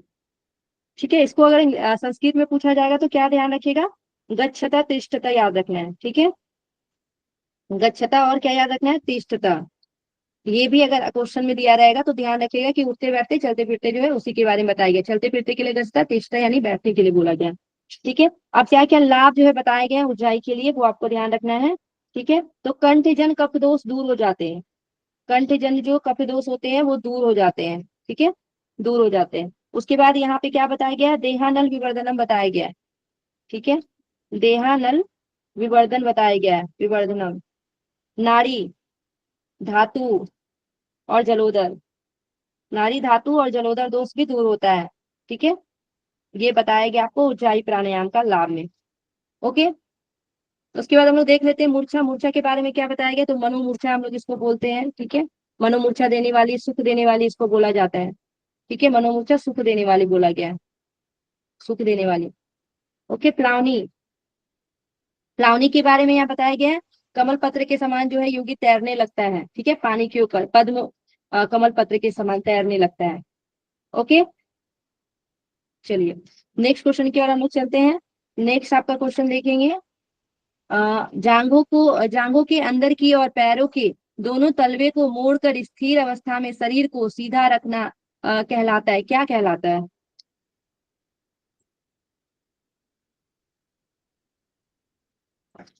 स्वस्तिक आसन। स्वास्तिक आसन। ओके, तो स्वास्तिक आसन कहलाता है, ये आप लोगों को ध्यान रखना है कि जांघों के अंदर में दोनों पैरों के तलवों को मोड़कर जो हम लोग स्थित होते हैं तो उसको हम लोग क्या बोलते हैं, स्वास्तिक आसन बोलते हैं। ठीक है, ये आप लोग को ध्यान रखना है। अगर हम लोग देखेंगे गौरक्ष आसन किस प्रकार करते हैं, तो दोनों जांघों और घुटनों के बीच में पंजे को छिपा कर रखें और हाथों से दोनों एड़ी को पकड़कर कंठ संकुचित नासाग्र दृष्टि करने के लिए बोला गया, गौरक्ष आसन के लिए। आप लोग सिद्धासन और पद्मासन का भी जो है करने का तरीका ध्यान रखिएगा। ठीक है, ये आपके एग्जाम में आ सकता है। ओके, नेक्स्ट हम लोग क्वेश्चन में चलेंगे। हट प्रदीपिका के अनुसार नादानुसंधान की निष्पत्ति अवस्था में किस प्रकार के नाद का स्फुरन होता है। वीणा। वीणा। वीणा। वीणा। ओके, बहुत अच्छा। तो यहाँ पे हम लोग देखते हैं, अगर हम लोग नादानुसंधान की 4 अवस्था के बारे में बताया जाता है, वीणा के बारे में देखेंगे तो ये आपकी निष्पत्ति अवस्था में बताया जाता है। ठीक है, आरंभावस्था में अगर हम लोग देखते हैं तो आपको सुनाई देता है झनझन की आवाज, कन्नौ भी बोलते हैं जिसको। ठीक है, आरंभावस्था, पुनक जिसको बुलाता है, पुनक। आरंभावस्था में झनझन की ध्वनि सुनाई देती है। ओके, घटावस्था में भेरी, भेरी जो है ये क्या हो जाएगा, घटावस्था में हो जाएगा। मर्दल ढोल जिसको बोलते हैं वो आपके परिचय अवस्था में हो जाएंगे। ठीक है, परिचय अवस्था में, ये आप लोग को ध्यान रखना है। और निष्पत्ति अवस्था में क्या बताया गया है, तो निष्पत्ति अवस्था में जो है वीणा बताया गया है। ओके, अब आरंभावस्था में जो है क्या क्या लाभ बताया गया है, तो ये भी ध्यान रखना है। आरंभावस्था का अगर हम लोग लाभ देख लेंगे तो आपको बताया गया है कि दिव्य देह, दिव्य देह, दिव्य गंध, ओजस्वी, ओजस्वी बताया गया है। उसके साथ आपको ध्यान रखना है आरोगी, आरोगी और संपूर्ण हृदय शून्य। ठीक है, संपूर्ण हृदय शून्य बताया गया है। तो ये आरंभावस्था के लाभ बताए गए। घटावस्था के लाभ में अगर देखा जाएगा तो घटावस्था के लाभ में बताया गया है कि ज्ञानी और देवतुल्य हो जाता है, ज्ञानी और देवतुल्य हो जाता है। ठीक है, ये ध्यान रखना है। उसके बाद हम लोग देखेंगे अगर परिचय अवस्था में, तो परिचय अवस्था में आपको बताया गया है परमानंद की प्राप्ति। ठीक है, परिचय अवस्था में यहाँ पे परमानंद की प्राप्ति बताया गया है। परमानंद की प्राप्ति, उसके साथ ही दोष, दुख, जरा, व्याधि और भूख प्यास। ठीक है, भूख प्यास, ये आपको बताया गया है किसमें, तो ये आपके परिचय अवस्था में बताया गया है। उसके बाद देखते हैं निष्पत्ति अवस्था। निष्पत्ति अवस्था में क्या बताया गया, सृष्टि संहार की क्षमता आ जाती है, ईश्वर के समान हो जाता है। ठीक है, सृष्टि संहार की क्षमता ध्यान रखना है। ये आपके निष्पत्ति अवस्था में ध्यान रखना है, ठीक है। निष्पत्ति अवस्था में सृष्टि संहार की क्षमता। अब कौन कौन से में कौन से ग्रंथि का भेदन होता है ये भी आपको ध्यान रखना है। तो ब्रह्म ग्रंथि का भेदन जो है आरंभावस्था में ब्रह्म ग्रंथि का भेदन होता है, ठीक है। आरंभावस्था। घटावस्था में आपके विष्णु ग्रंथि का भेदन होता है, विष्णु ग्रंथि का भेदन होता है। परिचय अवस्था में कोई ग्रंथि का भेदन नहीं होता है, और रुद्र ग्रंथि का भेदन जो होता है आपके तो निष्पत्ति अवस्था में होता है, ठीक है। परिचय अवस्था में सहजानंद ध्यान रखिएगा, ठीक है। चलिए नेक्स्ट क्वेश्चन में चलते हैं हम लोग। नेक्स्ट क्वेश्चन में बताया गया है घेरन संहिता के अनुसार सप्त साधन प्रक्रिया में कौन सम्मिलित नहीं है, ये बताना है। नियम। नियम। Fourth option. ओके, नियम जो है नहीं आते हैं, ये ध्यान रखना है कि हठ प्रदीपिका में घेरन संहिता के अनुसार सप्त साधन प्रक्रियाओं में जो है नियम नहीं आते हैं, ठीक है। तो हम लोग देखेंगे यहाँ पे सप्त जो है साधन बताए गए हैं। सप्तांग योग की चर्चा की जाती है घेरन संहिता में। तो षडकर्म से क्या होता है, शोधन होता है, इसकी चर्चा की गई है, ये पहले नंबर पे ही है, ठीक है। षडकर्म से शोधन होता है। उसके बाद आपको बताया गया आसन। आसन से क्या होता है, तो आसन से दृढ़ता। उसके बाद आपको बताया गया है मुद्रा के बारे में। मुद्रा से क्या होती है, तो स्थिरता आती है। उसके बाद ध्यान रखना है प्रत्याहार। प्रत्याहार से क्या होता है, तो प्रत्याहार से धैर्य आता है, ओके, धैर्य। और फिर ध्यान रखना है प्राणायाम। प्राणायाम में बताया गया आपका लाघवता। और ध्यान से क्या होता है, तो ध्यान से प्रत्यक्षम बताया गया, प्रत्यक्षम। और समाधि के लिए बताया गया निर्लिप्तता, ठीक है, निर्लिप्तम, ये बताया गया समाधि के लिए। तो यहाँ पे जो है देख लीजिए मुद्रा की भी चर्चा की गई है, प्रत्याहार की भी चर्चा मिलती है, षटकर्म का भी मिलता है, नियम का वर्णन नहीं देखने को मिलता है, ये आपको ध्यान रखना है। और यहाँ पे सप्त साधन आपको ध्यान रखना है। शोधनम, दृढ़ता च, विस्तार धैर्य लाघवम, प्रत्यक्षम च, निर्लिप्तम च, घट सप्त साधनम के बारे में याद रखना है, ठीक है। नेक्स्ट हम लोग क्वेश्चन चलेंगे, 50 नंबर क्वेश्चन है आपका। यहाँ पे स्वामी सत्यानंद सरस्वती के अनुसार लघु संघ प्रचालन के अभ्यास में जो है तीसरे चरण में किस आसन का अभ्यास किया जाता है, ये पूछा गया है। कोटि चक्रासन।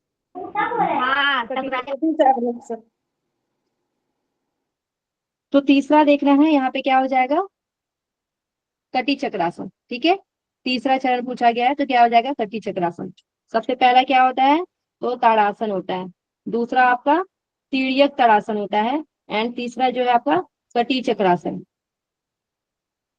कटी चक्रासन बताया गया। चौथा जो है आपका तिर्यक भुजंगासन, तिर्यक भुजंगासन बताया गया है। और पांचवा जो है उद्राकर्षणासन बताया गया है, ठीक है, उद्राकर्षणासन, ये आपको ध्यान रखना है। तो ये पांच जो है ध्यान रखना है। संघ प्रक्षालन, ठीक है, वारीसार भी इसको हम लोग नाम से जानते हैं, संघ प्रक्षालन को वारीसार बोलते हैं।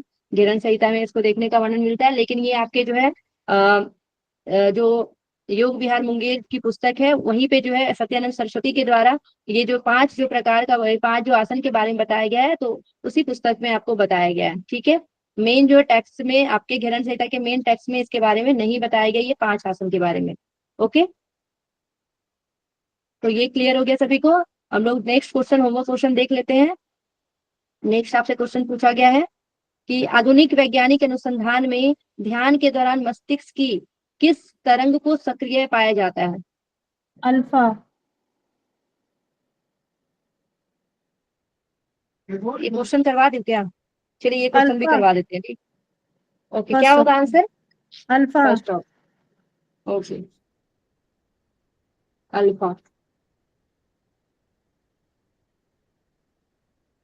ओके, बिल्कुल सही है। तो यहाँ पे हम लोग देखते हैं अल्फा के बारे में। अल्फा तरंग, हम लोग अपने ब्रेन में जो है 5 वेव देखने को मिलता है। ब्रेन में कौन कौन सा है, तो हम लोग देखते हैं गामा, बीटा, सीक्वेंस में याद रखेंगे जैसे यहाँ पे लिखा जा रहा है, alpha, gamma, beta, alpha, theta और डेल्टा, ठीक है। ये आपको ध्यान रखना है। अगर इसकी फ्रीक्वेंसी देखते हैं तो आपको 100 हर्ट्ज जो है वो गामा का बताया गया है, ठीक है। अगर हम लोग डेल्टा से देखते हैं तो ये 0.1 से लेके 3 हर्ट्ज होता है।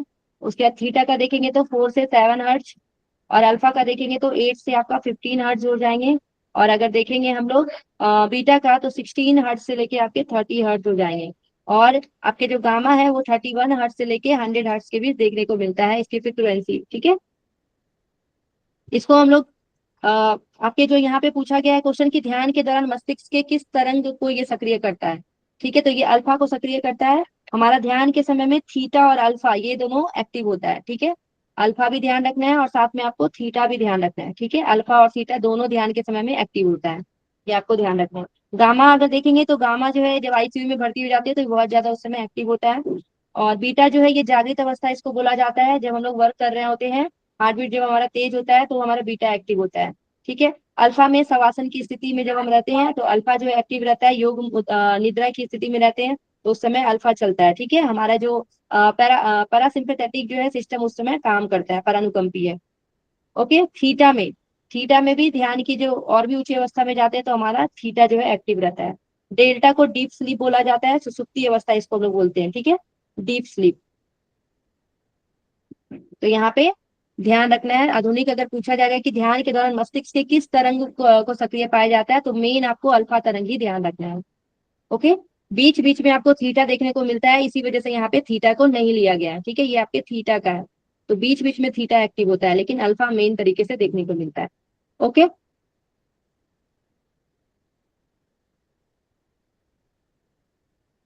चलिए नेक्स्ट क्वेश्चन देखेंगे हम लोग। यहाँ पे बताया गया है कि निम्नलिखित में से कौन वैदिक ऋषि है। वैदिक ऋषि आपको यहाँ पे बताना है। गिरा हो Second जाएंगे और option. अत्री हो जाएंगे, ए एंड सी।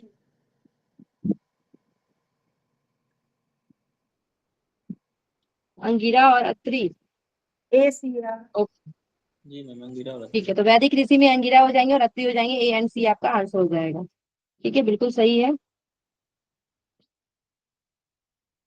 अंगिरा, ये ऋग्वेद के जो है, ऋग्वेद के प्रसिद्ध जो है ऋषि है अंगिरा ऋषि, ठीक है। ब्रह्मा के पुत्र माने जाता बोला जाता है इसको, ब्रह्मा के पुत्र। ओके, अत्रि को अगर हम लोग देखेंगे तो अत्रि आयुर्वेद के आचार्य, ठीक है, चंद्रवंश के प्रवर्तक इसको माना जाता है अत्रि को। ये आयुर्वेद के आचार्य हैं, आयुर्वेद के आचार्य। ओके, अंगिरा ऋषि के बारे में अगर हम लोग चर्चा देखते हैं तो आपको मुंडक उपनिषद में देखने को मिलता है, ठीक है। मुंडक उपनिषद जो है वहां पे हम लोग देखते हैं कि ब्रह्म से जो है अथर्वा, ब्रह्मा ने अथर्वा को ज्ञान दिया, अथर्वा ने अंगी को यानी कि अंगीर को, उसके बाद अंगीर ने सातवा को, सातवा ने अंगिरस को, अंगिरस और अंगिरस ने सौनक को दिया है। तो वहां पे जो है आपको अंगिरा ऋषि के बारे में चर्चा मिलता है, ठीक है। तो ये ध्यान रखेंगे। नेक्स्ट क्वेश्चन में चलते हैं हम लोग। चलिए ये क्वेश्चन जो है आपका होमवर्क क्वेश्चन है। अब हम लोग नेक्स्ट क्लास में क्वेश्चन करेंगे, ठीक है। 53 नंबर क्वेश्चन का जवाब आप लोग जो है कमेंट बॉक्स में देंगे जब आपका रिकॉर्डेड वीडियो जाएगा तो। ओके।